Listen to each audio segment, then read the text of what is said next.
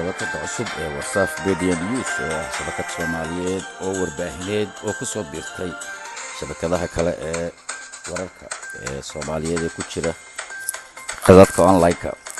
shabakadan WhatsApp Media News waxaad ka helaysaa warar saafan si fiican loo soo tifatiray hadday noqoto xagga sayniska, caafimaadka, siyaasadda, tiknoolajiyadda iyo dhammaan waxyaabaha aas-aaska u ah salbiinta nolosha iyo siyaasadda caalamka.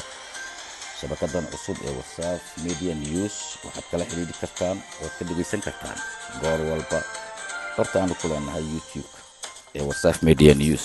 waa channelkayga. dhegeystayaal, hadda wixii ka dambeeya wixii warar ah ee xiiso badan kuwii ugu dambeeyey iyo kuwa cusubba waxaad ka heli kartaan halkan u soo doonta hawdayma la'aanina.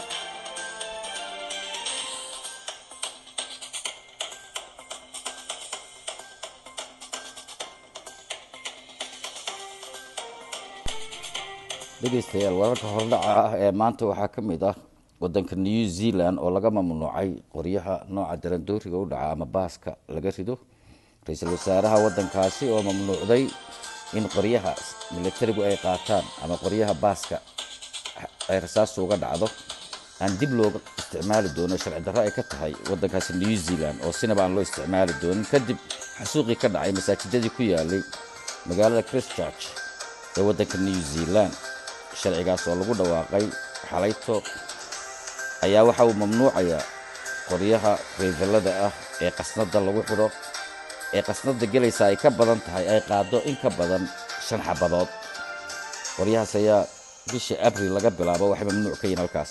dhanka Mareykanka, madaxweyne Trump ayaa waxa uu ogolaaday arrin awal uu diidanaa oo ah riboodka Mr. Mueller uu diyaarinayo ee ku saabsan waxyaabihii dhex maray madaxweyne Trump iyo dalka Ruushka. riboodkaas oo awal diidanaa in dadweynaha loo soo bandhigo ayuu hadda ogolaaday madaxweyne Trump.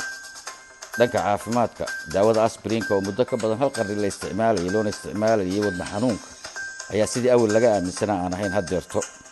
daawada aspirinka ayaa la sheegay in dhibaatada ay keentaa ay ka badan tahay faa'iidada ay keento marka qofku si joogto ah u isticmaalo maalin walba, taasoo keeni karta in qofka dhiig uu kaga furmo caloosha iyo siyaabo kale oo fara badan.